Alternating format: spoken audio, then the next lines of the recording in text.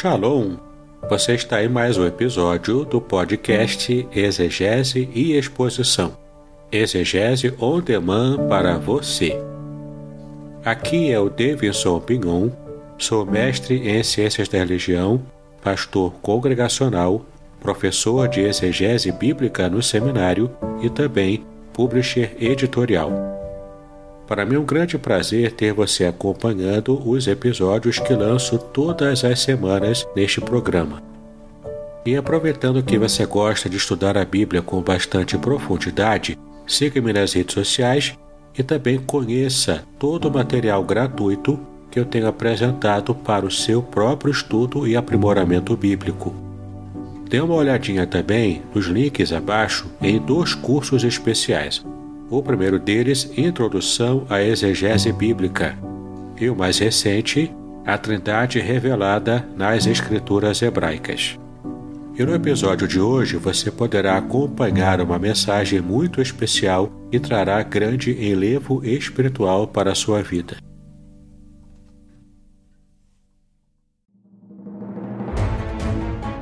Podcast Exegese e Exposição. Exegese on demand para você.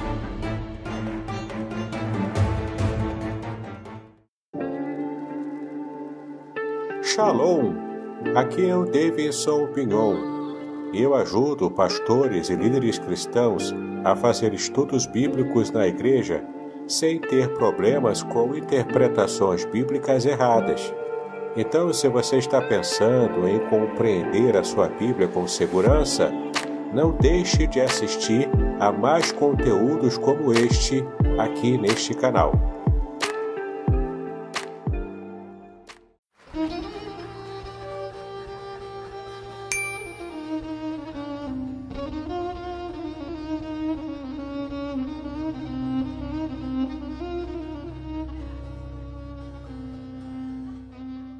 Shalom! Quero falar sobre o livro Revelações Originais do Salmo 23. Nesta obra, o reverendo Davidson Pignon nos convida a minerar pepitas de ouro escondidas no rico solo do Salmo 23. Todo livro é melhor compreendido em seu idioma original, em sua época original e em seu local original. Estamos distantes dos 3 no que diz respeito à Bíblia. Assim como o pastor guia as ovelhas, o reverendo tomará pela mão e o guiará em todo o trajeto para entender o Salmo 23 com todas as suas nuances que, infelizmente, se perdem em português.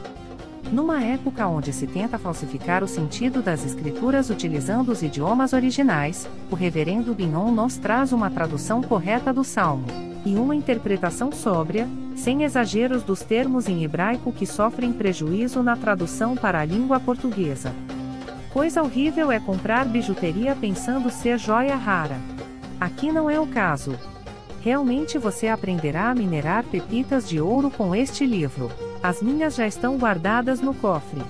Você se surpreenderá e se emocionará com a profundidade dos sentidos das palavras do Salmo 23. Espero que este livro seja um refrigério para a sua alma, assim como foi para a minha. E que você entenda que, mesmo que esteja passando por um deserto escaldante agora, o Divino Pastor lhe guiará até águas frescas e tranquilas.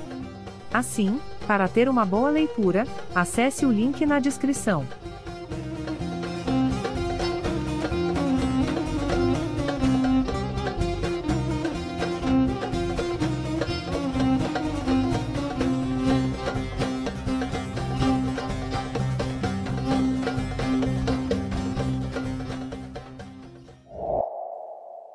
Livro de Atos, capítulo 1.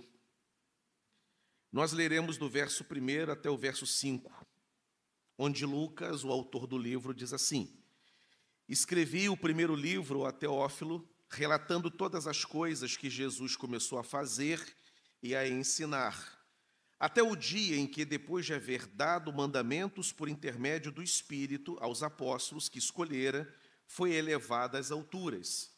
A estes também, depois de ter padecido, se apresentou vivo, com muitas provas incontestáveis, aparecendo-lhes durante 40 dias e falando das coisas concernentes ao reino de Deus.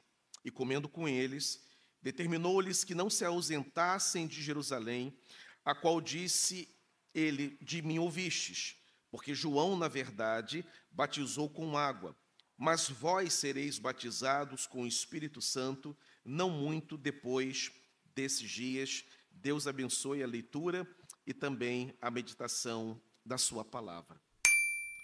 Lucas vai apresentar para nós um tratado, um relato histórico, mas também um tratado teológico dos mais importantes sobre os primeiros acontecimentos após o evento da cruz, após o evento da morte e da ressurreição do Senhor Jesus Cristo.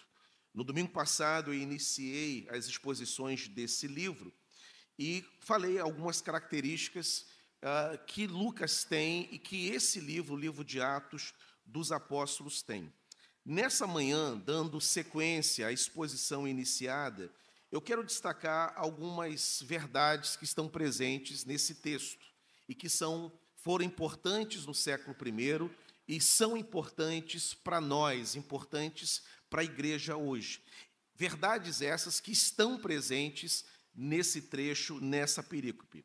A primeira delas é que a fé cristã, ela é mística. Perceba que Lucas, ele vai dar uma informação extremamente importante e diferente, inclusive, dos autores do Evangelho, dos demais autores do Evangelho, porque ele é o autor de um dos Evangelhos, é o autor do Evangelho de Lucas. Atos é o segundo volume do tratado de Lucas. O primeiro tratado, o primeiro volume, foi o Evangelho que ele escreveu. E agora ele escreve um segundo volume. E nesse segundo volume, ele quer comunicar algumas verdades que ele está sendo guiado pelo Espírito Santo para compartilhar. E a primeira delas é de que a fé cristã, ela é mística. Lucas é o único dos evangelistas que destaca que Jesus foi elevado às alturas, como está no verso 2. Ele relata, portanto, de um milagre, de um evento extraordinário, que é quando o Senhor é tomado. Inclusive, esse relato aparece no evangelho dele e também aqui no próprio capítulo 1, mais à frente, no verso 10 e verso 11, vai dizer que o Senhor Jesus é levado às alturas, ladeado de anjos, que inclusive vão dizer aos apóstolos: por que vocês estão aí olhando para cima, olhando para Jesus? Saibam que um dia ele há de voltar da mesma forma como ele está subindo às alturas. A fé cristã, por mais que nós fiquemos familiarizados com essa fé, à vontade na presença do Senhor, amemos inclusive o Senhor, amemos a sua igreja. O mês de maio é um mês da família, e não só da família biológica, mas se destaca também os laços fraternos entre os irmãos, porque a igreja, ela é a família de Deus. E, apesar disso, desse ambiente agradável que temos na comunidade da fé, os relacionamentos que são criados, a bênção que é participar de uma igreja, nós não podemos esquecer que a fé cristã, ela não se resume a essa boa convivência. Uma convivência agradável, prazerosa e, inclusive, uma convivência social. A fé cristã, ela é mística. A fé cristã envolve milagres. A fé cristã envolve intervenções divinas na história. O fato de Jesus morrer e ressuscitar quebra completamente a lógica da física, a lógica da biologia, a lógica da realidade. O fato de um homem, depois de ressurreto, e a ressurreição em si já é um milagre extraordinário, ele subir às alturas, como diz Lucas. Quem é que sobe às alturas? Quem é que flutua por aí? É um milagre que Lucas está relatando, e relatando com muita tranquilidade. Ele menciona esse relato no segundo verso do seu livro histórico. Para ele é mais do que natural relatar esse evento extraordinário. A fé cristã, portanto, ela é mística. Ela é uma experiência com Deus. Ela é uma vivência com Deus.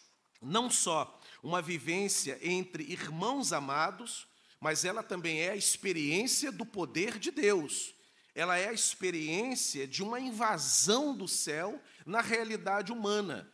Jesus é aquele que curou, Jesus é aquele que restaurou, Jesus é aquele que ressuscitou, Jesus é aquele que expulsou demônios, e todas essas maravilhas, elas não estão apenas relatadas na Escritura para o nosso ensino, mas ela é também para ser vivenciada, para ser experimentada por todo aquele que é servo do Senhor. Os poderes dos céus fazem parte agora da vida dos filhos de Deus.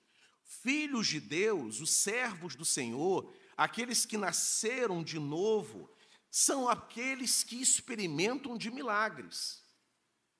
Milagres aos quais não sabemos, não percebemos com clareza. A própria vida é um milagre, acordar é um milagre extraordinário, ter o coração batendo, sangue circulando, o cérebro funcionando é um milagre, a vida em si é um milagre divino, Deus é o autor da vida.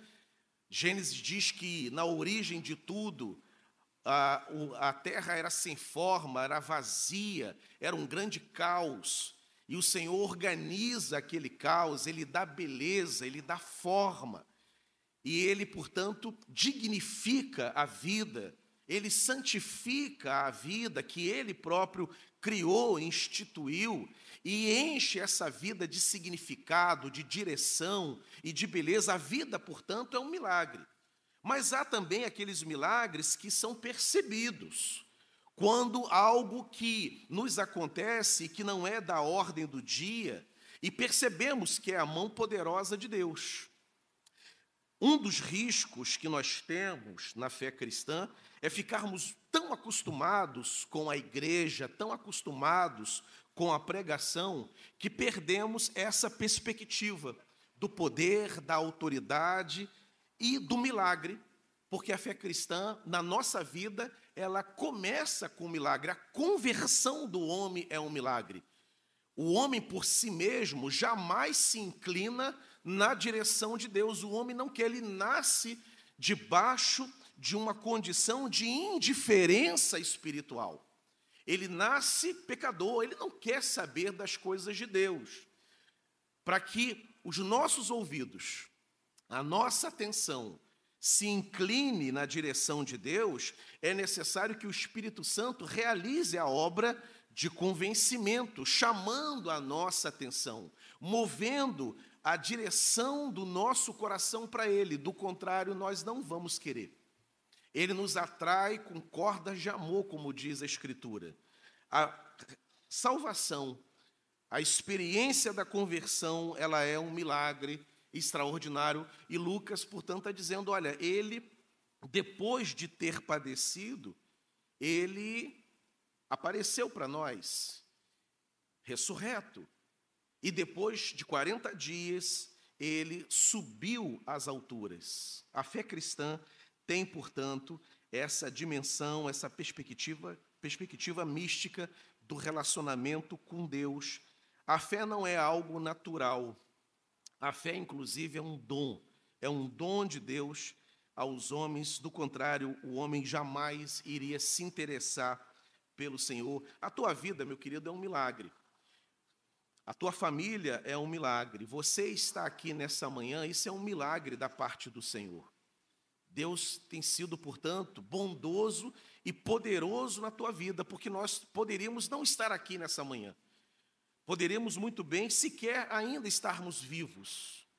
Mas Deus, poderoso, tem cuidado e guardado cada um de nós.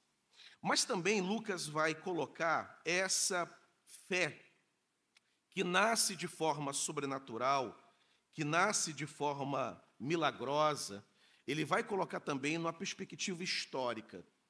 Lucas vai dizer que Jesus, depois, verso 3, depois de ter padecido, ele se apresentou vivo, com muitas provas incontestáveis. Apareceu-lhes durante 40 dias e falou coisas concernentes ao reino de Deus, e comeu com os discípulos, e determinou que não se ausentassem de Jerusalém até que recebessem o revestimento do Espírito Santo. Apesar da fé cristã ser mística, apesar das obras de Deus serem obras espirituais, sobrenaturais na nossa vida, a fé cristã também é histórica. Você é capaz de explicar a razão da esperança cristã que há em você.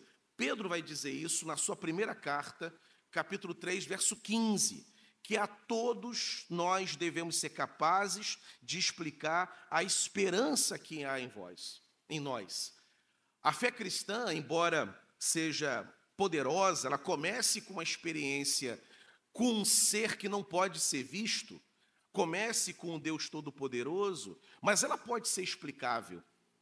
Ela pode apresentar uma sequência de fatos. A nossa fé não é irracional. Nós não precisamos ter vergonha de falar da nossa fé, porque ela é plausível, ela é histórica. Você abre a Escritura e você explica o motivo pela qual você é cristão. Está ali, na palavra de Deus, o relato da obra da redenção. E Lucas, portanto, ele quer deixar bem claro que Jesus Cristo, ele foi uma figura de fato histórica. Ele não foi uma impressão, ele não foi um sonho, não foi um delírio coletivo. Há uma série de teorias dizendo que muitos dos apóstolos enfrentaram uma espécie de um surto coletivo. Havia tanta opressão praticada pelo Império Romano, tanto sofrimento, tanta luta, tanto desejo de libertação, que esse desejo intenso provocou nos discípulos uma espécie de um surto. E eles, então, pensaram que viveram aquela experiência da cruz, da ressurreição, quando, na verdade, nada daquilo aconteceu. Lucas está dizendo o seguinte, não. Ele padeceu. Nós presenciamos. Ele foi à cruz. Ele ressuscitou. Ele esteve com os discípulos por 40 dias. Ele falou das coisas concernentes ao reino. Ele, inclusive, comeu com os discípulos. Não foi um surto. A fé não é um sonho. A fé não é algo que nós apenas pretendemos e almejamos. A nossa salvação não é uma fantasia. Ela é real. Ela começa assim na eternidade, ela começa assim no coração de Deus, mas ela ganhou concretude histórica. Um dia o Senhor enviou o seu filho e o seu filho encarnou. Ele não apareceu de repente. Ele veio do útero de uma mulher, ele teve uma vida, ele foi criado viveu durante 30 anos antes de iniciar o seu ministério, pregou por 3 anos, realizou milagres por 3 anos, foi julgado publicamente, o seu julgamento está devidamente escriturado. Ele foi à cruz, presenciamos a cena da sua crucificação, ele apareceu para nós, nós vimos as marcas dos cravos nas suas mãos, ele ressuscitou de fato, e vimos também ele subir. A fé, portanto, ainda que seja milagrosa, sobrenatural, é algo de um outro mundo que invade esse mundo, mas ela é também histórica.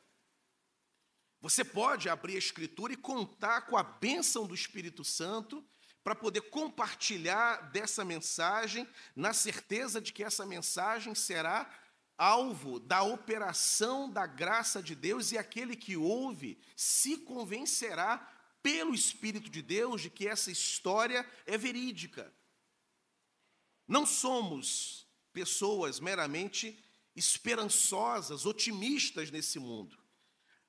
A ideia da salvação não é um otimismo religioso. Ela é amparada na história, ela é amparada nas Escrituras. A Bíblia Sagrada é o fundamento da nossa fé. Nós cremos da forma que cremos, porque a palavra de Deus ensina que Jesus Cristo foi enviado por Deus, morreu por nós, padeceu na cruz, ressuscitou ao 3º dia e retornou para a glória, e um dia voltará para buscar a sua igreja. Essa é a mensagem que cremos, e cremos dessa forma porque a palavra de Deus assim ensina. ele foi às alturas, mas antes de ir às alturas, ele ressuscitou e esteve com os seus discípulos. Lucas também vai explicar para os seus leitores, especialmente o seu principal leitor, que é Teófilo, afinal de contas, o Evangelho e o livro de Atos são escritos para um oficial romano, que é citado logo no verso 1. Lucas também vai dizer de que essa fé, ela não é qualquer fé. Essa fé é uma fé trinitariana. Nesse trecho que nós lemos, Lucas faz menção de Jesus Cristo como aquele que foi à cruz, aquele que padeceu, que ressuscitou, mas ele faz menção também do Espírito Santo, que inspirou os mandamentos, os milagres foram realizados por obra do Espírito Santo. Ele cita o Pai também, ele diz, ficai-vos em Jerusalém, até que se cumpra a promessa do Pai. E a promessa do Pai é o derramamento do Espírito Santo. Pai, Filho e Espírito Santo estão presentes no texto de Lucas. O que Lucas está demonstrando, portanto, é que a redenção, ela é um projeto da Trindade. A nossa relação, que começa com o Espírito Santo nos convencendo de que Jesus é o Filho de Deus, depois que nós cremos, entregamos a nossa vida para Jesus, a nossa relação passa a ser agora com o Pai, com o Filho e com o Espírito Santo. A fé cristã, portanto, é uma fé trinitariana. O Pai se revelou para nós, o Filho se revelou para nós, o Espírito Santo se revelou para nós, e a Trindade, até a revelação da Escritura, era um mistério. A humanidade não sabia o que era a Trindade. Agora, com a fé cristã, Deus se descortina. O Deus amoroso que enviou o seu Filho, ele é trino. Ele é Pai, ele é Filho e ele também é Espírito Santo. É um mistério que a Escritura revela aos homens, é uma bênção. E com isso nós sabemos então com quem nós relacionamos. Os judeus morriam de medo de se aproximar do Senhor, porque viam Deus como um juiz. E Jesus agora revela que Deus, ele é Pai, que ninguém precisa ter medo de Deus, porque o atributo, o nome pela qual ele será conhecido pelos cristãos é Pai. E Pai implica num relacionamento amoroso, cuidadoso e confiável com o seu Filho. Mostra também que Jesus, ele é o Filho, aquele que foi à cruz, ele é o nosso advogado, digno de toda a nossa confiança, é aquele que vem em nossa defesa. E revela também que o Espírito Santo foi derramado. E por causa do Espírito Santo, nós contamos agora com a presença de Deus na nossa vida todos os dias. O Espírito Santo reside em nós, ele faz habitação. Ainda que a mais elevada das alturas seja o lugar mais glorioso que Deus poderia habitar, ele fez questão, por meio do seu Espírito, de habitar no coração do homem. Esse Deus, então, magnífico, é um Deus que é Pai, é um Deus que se revela como Filho e também é o Espírito que faz morada no coração do homem e que não abandona o homem em momento algum da sua trajetória. Não é qualquer fé. A fé que temos é uma fé revelada, é uma fé sobrenatural, ela é uma fé trinitariana e precisamos saber. Aprender a confiar em Deus, aprender a confiar na intercessão do Espírito Santo por nós e confiar também no que Jesus Cristo realizou por nós na cruz do Calvário. Há uma obra, inclusive, de um autor chamado Martyn Lloyd-Jones, que ele escreveu um livro chamado Deus Pai, Deus Filho e Deus Espírito Santo, onde ele apresenta exatamente as funções de cada pessoa da Trindade. Saber da Trindade, saber quem é Deus, o que Deus aguarda para nós, o que Ele fez por nós, o amor de Deus por nós, conhecer o que Jesus Cristo realizou na cruz do Calvário, entender o alcance dessa redenção, saber que quando Jesus foi à cruz, o escrito de dívida foi riscado, os poderes do inferno foram derrotados, que o nosso nome foi escrito no livro da vida. Isso faz uma imensa diferença na forma como nós vivemos nesse mundo. Conhecer a Trindade é saber dos benefícios que o Senhor tem para cada um de nós. E Lucas faz questão em todo o seu relato, no livro de Lucas, no livro de Atos, de narrar essas experiências com o Pai, com o Filho e com o Espírito Santo. Lucas também, ele vai deixar bem claro que essa fé tem que ser proclamada. Essa fé trinitariana, esse presente divino, é tão maravilhoso que não pode ficar confiado apenas com aqueles 120 que estariam no cenáculo orando após a ressurreição de Jesus. Essa fé tem que ser proclamada. Essa fé é maravilhosa demais para ficar apenas conosco. É bom demais ser cristão para que essa seja uma experiência somente sua. A evangelização, o compartilhamento dessa fé tem que acontecer, só que Lucas tem um cuidado de colocar na cena do seu relato uma ordem de Jesus, dizendo, olha, não saiam por aí pregando de imediato, permaneçam em Jerusalém, até que do alto vocês sejam revestidos de poder. Lucas tem o cuidado de falar dessa ordem dada por Jesus. Verso 4, comendo com eles, determinou-lhes que não se ausentassem de Jerusalém, mas que esperasse a promessa do Pai, a qual disse ele, de mim ouvistes. Porque João, na verdade, batizou com água, mas vós sereis batizados com o Espírito Santo, não muito depois desses dias. A fé cristã é extraordinária. A fé é um dom para que o homem possa desfrutar da salvação. É da vontade de Deus que se proclame essa fé. É da vontade de Deus que, por meio da igreja, se faça conhecido ao redor do mundo o Deus Trino, o Deus Pai, Deus Filho e Deus Espírito. Só que o Senhor diz, não tentem fazer isso na força do argumento, não tentem fazer isso por si mesmo. Vocês não irão conseguir. Permaneçam em Jerusalém, até que venha do alto uma experiência sobre vocês, e a partir dessa experiência, movido pelo poder do Espírito de Deus, vocês vão conseguir fazer o reino avançar. A igreja conseguirá cumprir a sua missão de pregação do Evangelho, porque o Espírito Santo foi dado, foi derramado. Foi uma ordem de Jesus. E essa ordem se cumpre em Atos capítulo 2, quando o Espírito Santo é derramado em forma de línguas sobre os 120 discípulos que estavam ali orando, entre homens, mulheres, entre essas mulheres, Maria também. É impossível, irmãos, realizar a obra do Senhor sem o Espírito de Deus. E quando Jesus ordenou que se aguardasse o derramamento do Espírito, o que Jesus estava dizendo é o seguinte, olha, aguardem a unção do Espírito Santo. Aguardem o derramamento do Espírito. É o Espírito que vai qualificá-los para o exercício do ministério.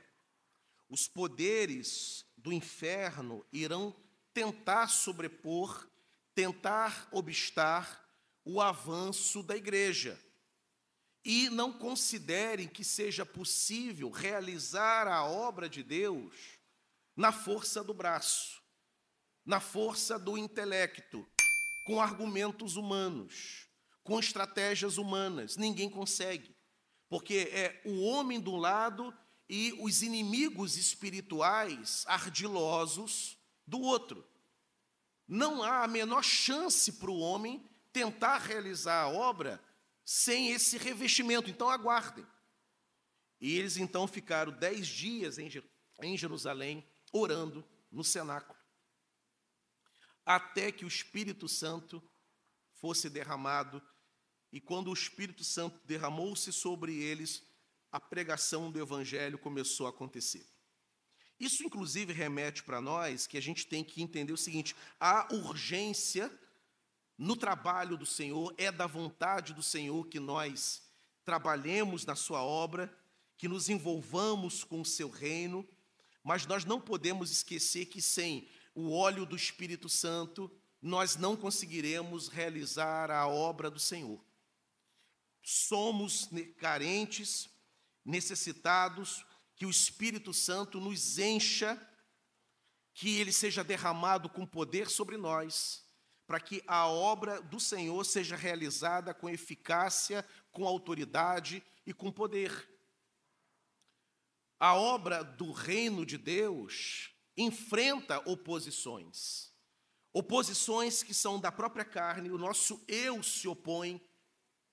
Oposição do mundo, o mundo se opõe à agenda cristã. E o inferno também se opõe ao cristianismo, se opõe à fé. Há uma tríplice oposição. E a única forma de quebrar essa resistência, quebrar essa oposição, é pelo poder do Espírito Santo. Todos os ministros de louvor, pregadores, professores, regentes, coristas, todos aqueles que atuam na obra do Senhor precisam do revestimento do Espírito Santo. Não dá para fazer a obra do Senhor apenas porque amamos a obra de Deus e queremos servir ao Senhor. Pregação do Evangelho, logo após a crucificação, seria algo natural que o Senhor aguardasse que seus discípulos fizessem. Porque há vidas que precisam ser salvas, há a urgência da pregação, vidas precisam ser alcançadas pela graça, mas realizar a obra de Deus sem a unção do Espírito Santo é impossível. Seremos facilmente derrotados. E aí Jesus, portanto, ordena, olha, permaneça, até que venha o revestimento do Espírito Santo. Agora, quando o Espírito Santo foi derramado, houve ali uma reação por parte daqueles discípulos. Eles começaram, primeiramente, a reagir com alegria. Tem ali o fenômeno das línguas.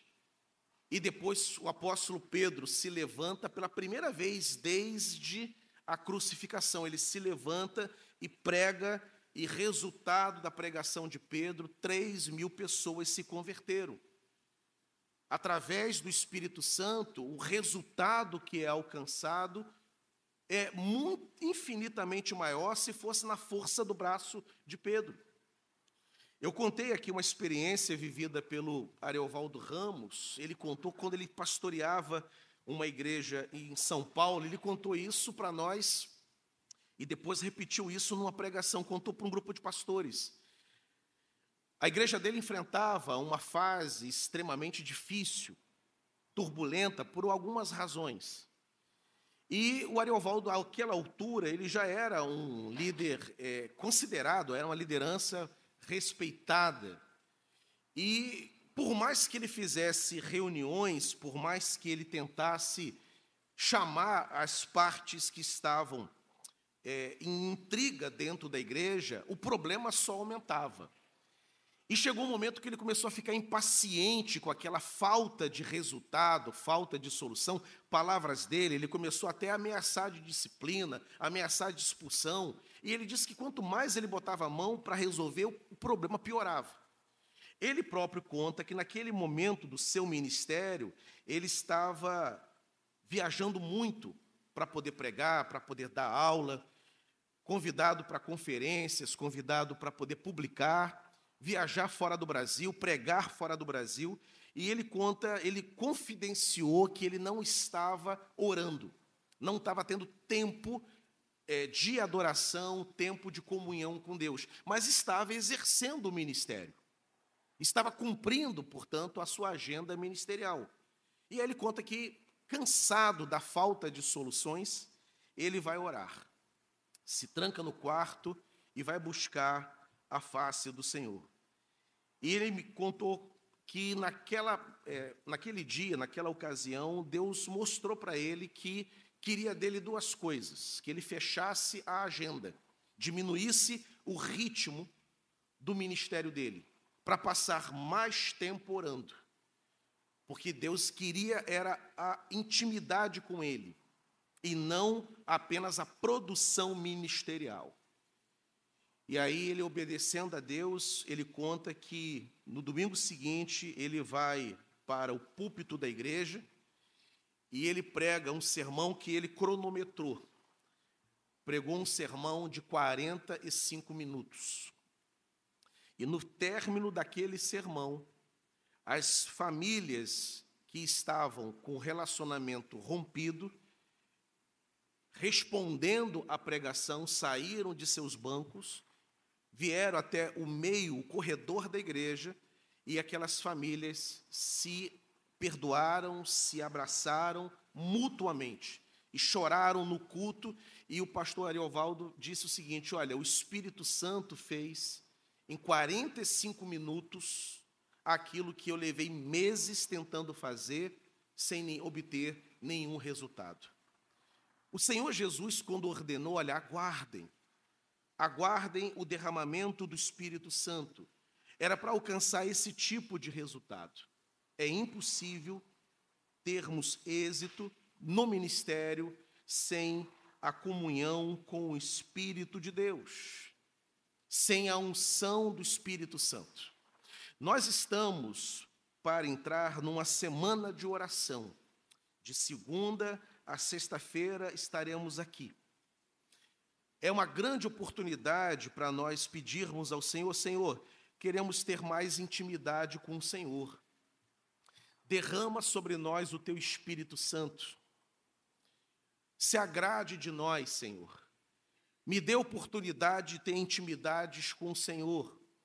Mais importante do que pedir, talvez uma bênção material que é importante e necessária para nós, o que Deus mais deseja receber dos seus filhos é a oração pedindo por intimidade com o Espírito dele. Paulo vai dizer na carta aos Efésios: enchei-vos do Espírito. Jesus, quando foi iniciar o seu ministério, o próprio Filho de Deus, ele tem a experiência do batismo nas águas, e João presencia o Espírito Santo descendo, sendo derramado em forma de pomba, ungindo o ministério do Senhor. Ele entra na sinagoga, ele lê Isaías 61. O Espírito Santo está sobre mim, porque o Senhor me ungiu para pregar, para evangelizar os pobres, para apregoar o ano aceitável do Senhor. O próprio Jesus, Filho de Deus, não conseguiria realizar as obras que ele realizou se o Espírito Santo não chancelasse o seu ministério. Paulo e Barnabé, quando vão iniciar o ministério como pregadores, como missionários, quem os seleciona e unge é o Espírito Santo. Eles estavam servindo na igreja de Antioquia, Atos 13.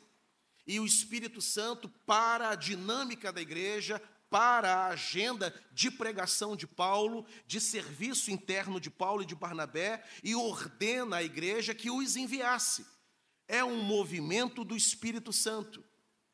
Sem o Espírito de Deus, não é possível realizar a obra de Deus.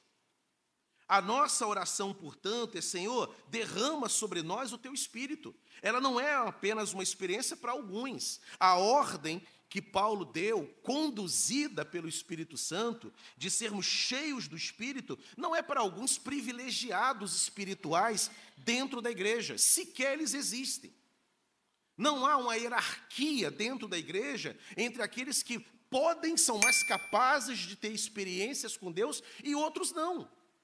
A experiência com Deus é para todo crente, para todo servo. Ainda que haja distinções nas experiências, ninguém vai ter a experiência igual.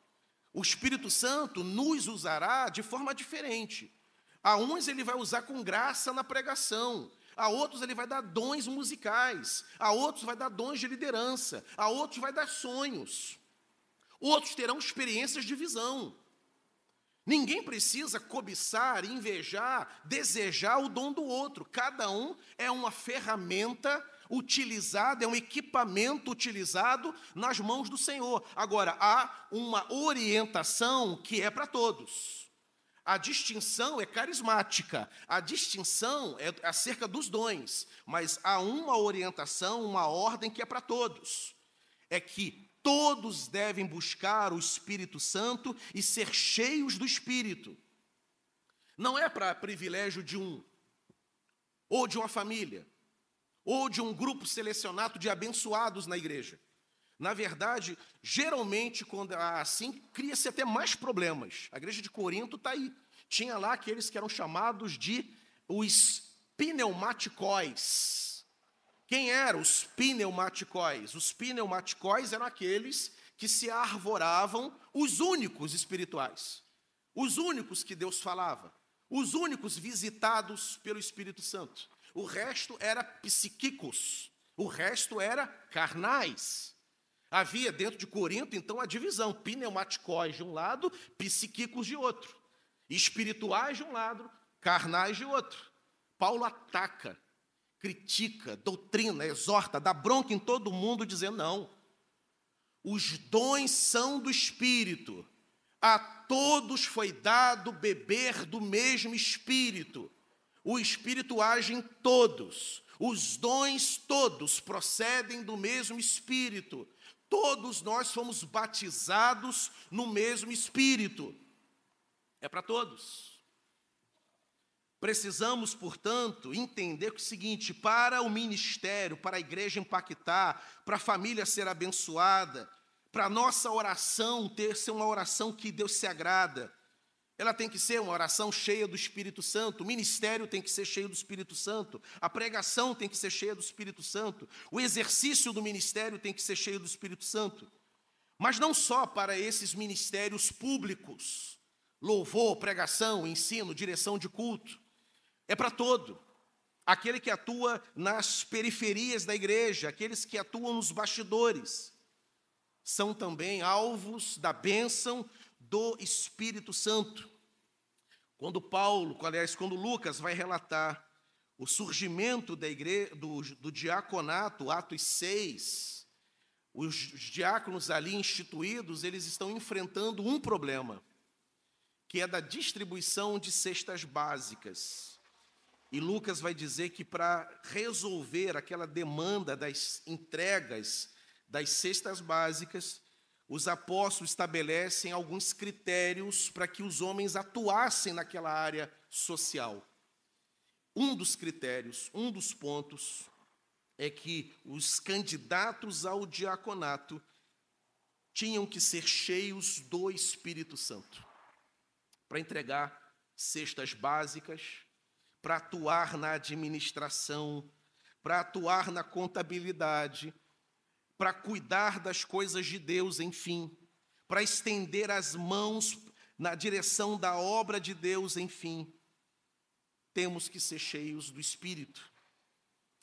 E a boa notícia é que nós não precisamos aguardar que ele seja derramado, porque ele já foi, há 2000 anos. Agora, o que a gente precisa é nos encher do Espírito Santo. É dizer, Senhor, eu tenho um pedido a fazer.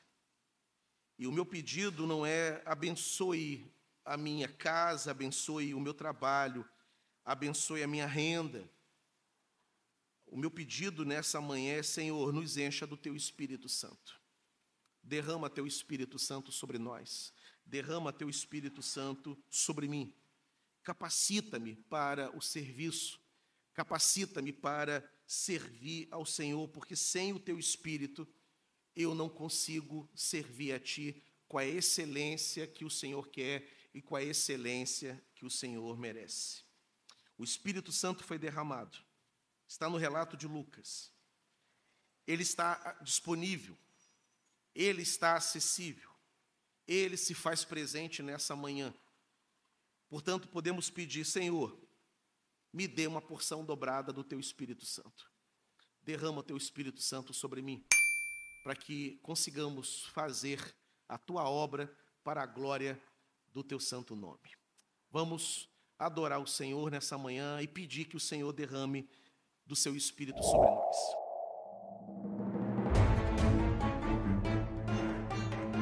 Muito bem, agora o que eu gostaria de ver é a sua participação. Entre em contato comigo, compartilhe a sua experiência comigo e quem sabe até se você enviar em formato de áudio, eu possa aproveitar a sua experiência para apresentar no próximo episódio do podcast Exegese e Exposição. Eu sou Davidson Bignon e eu ajudo pastores e líderes cristãos a fazer estudos bíblicos da igreja, sem terem problemas com interpretações erradas. Se você então está pensando em compreender a sua Bíblia com segurança, não deixe de assistir a mais episódios como este aqui. Então, assine o canal, acione o sininho, curta, comente e também compartilhe. Ajude-me a ampliar o alcance com estudos bíblicos de qualidade na internet. Que Deus abençoe os seus estudos, paz e bênção sobre a sua vida.